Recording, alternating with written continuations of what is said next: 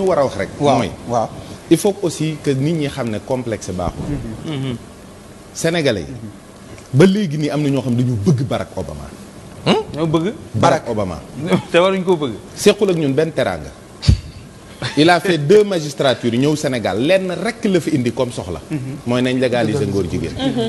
te ba léegi am na ñu ko bëgg def ko référence. complexe moo waral loolu. bi ci des.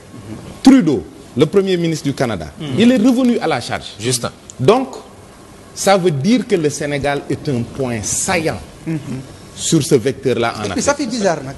Ce qui est bizarre, c'est que Sénégalais, fii lu fi jàll ci Sénégal, booy boo nga xam ne ça va glisser en Afrique. Ça c'est sûr. C'est-à-dire mën na jàll fee, du garaaw. Mais ñun yàlla may nañu loo xam ne fii ci Sénégal. bu jàllee ça va glisser.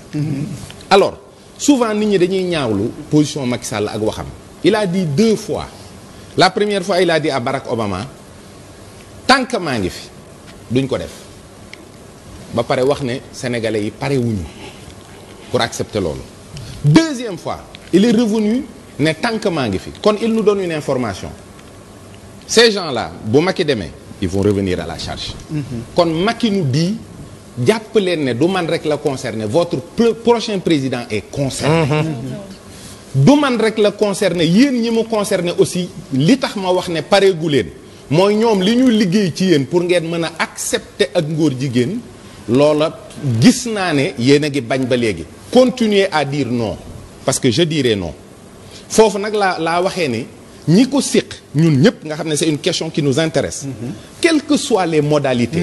toog waxtaan mënul ñàkk. dëgg la toog waxtaan parce que tey jii na ma yàlla baal sëñ Babacar bëgguma la wax dara. parce que nit ñi mën nañ ko gisee neneen. mais bu ngeen soxlaa sëñ Mountakha du leen bind lettre invité leen. vous allez le voir. parce que da ngeen jàpp ne yéen a far. bu ngeen soxlaa sëñ Babacar Mansour da ngeen a jàpp ne yéen a far da ngeen a jug dem.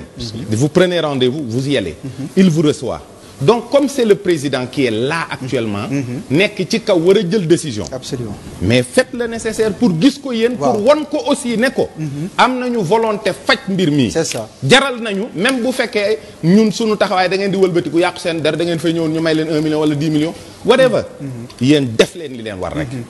parce que dafa am un aspect boo xam ne ci wàllu nit rek. day affecté nit ki mais dafa am un aspect religieux. boo gisee.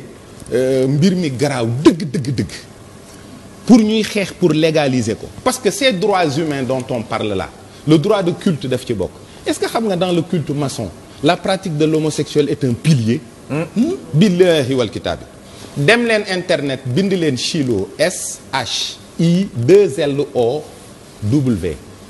peut-être que la tête de Brad Pitt va sortir parce que daf ko tuddee doom mais c'est la déesse mère protectrice des homosexuels bu ngeen demee ci seen site yi di ngeen gis ne ça renvoie au fait que la pratique homosexuelle dafay delloo nit ki ci cosaanam mooy nag ña nga xam ne dans la théorie de l'évolution des espèces ak seen ngëm-ngëm ba ñu dindee yàlla dañ jàpp ne nit ressource naturelle la ci nature bi la bokk waxuma nit ki yàlla sàkk de ki jàpp ne maamam golo la laay wax parce que boo dàqee diine il faut nga dàq borom diine muy yàlla. Darwin ñi dàq yàlla gëmuñu ne Adam mooy sunu maam. dañ jàpp ne Darwin. kon ñooñu. moo wax dëgg Shiloh mooy seen ndey. Brad Pitt da ko tuddee doom li may wax moom amul inventé amul dara. vous tapez Shiloh vous verrez la tête de Brad Pitt c'est la déesse mère protectrice des homosexuels. donc il y a un aspect religieux très lourd.